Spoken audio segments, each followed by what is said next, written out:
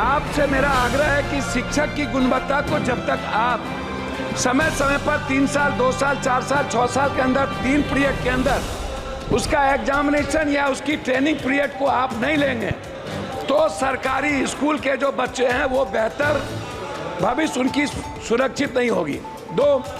तीसरी चीज, जितना सरकारी स्कूल में और कॉलेजेस में बच्चे हैं 400, 800, 600, 700, क्लास इतने कम है। 8 क्लास है, 9 रूम है, 8 रूम है, 7 रूम है।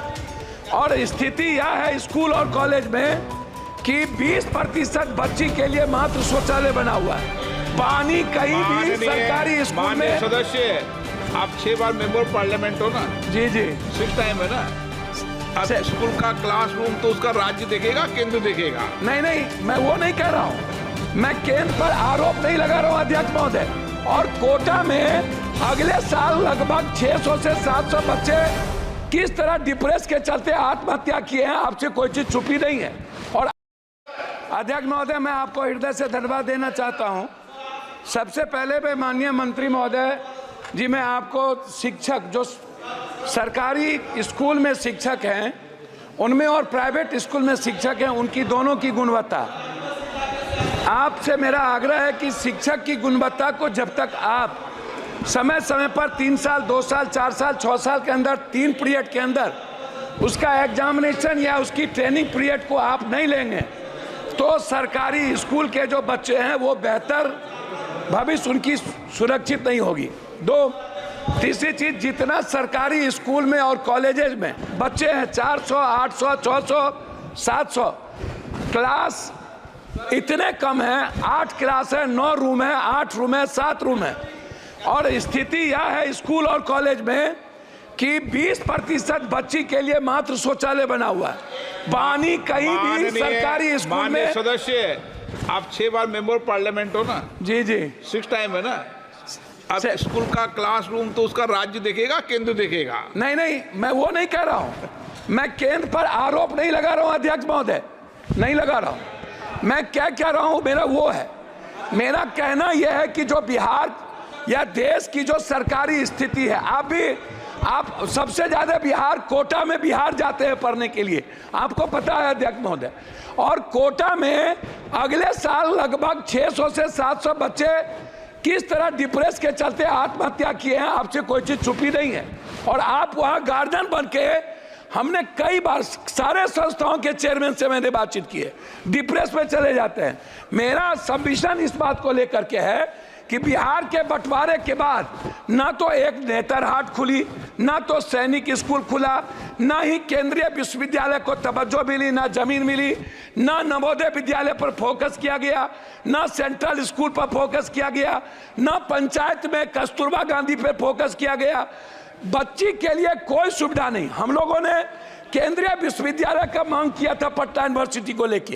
एक केंद्रीय विश्वविद्यालय भारत सरकार के द्वारा मोतिहारी में खुली, जिसका इतना अनैतिक है शिक्षा मंत्री महोदय। मैं चाहूंगा कि हर परिस्थिति में वहां के जो विश्वविद्यालय के वीसी है उनकी पूरी कदाचार की जांच जो मोतिहारी है उस पर, और पटना केंद्रीय विश्वविद्यालय को बनाने का मेरा आपसे आग्रह हो। एक पूर्णिया कोसी सीमांचल का पूरा दूसरा उपराजधानी, मैं पॉइंट पर दूसरी उपराजधानी है मेरा, मैं 2 मिनट में खत्म कर दूंगा अध्यक्ष महोदय, थोड़ा सा। दूसरी उपराजधानी है, क्या आप केंद्रीय विश्वविद्यालय बनाने के लिए पूर्णिया कॉलेज को आप देखे हैं? दूसरा चीज है डीएलएड और बीएड। लगभग सरकारी कॉलेज में डीएलएड और बीएड को आपको खोलना चाहिए, क्योंकि शिक्षक को बढ़ाने की जरूरत है। उसमें हम कस्बा में और जगह चाहते हैं। इंटर कॉलेज को हम चाहते हैं रुपौली, और साथ साथ हम चाहते हैं कोढ़ा। इंटर कॉलेज हमारे क्षेत्र में सबसे ज्यादा कम है, उसमें हम आगे आपसे आग्रह करेंगे।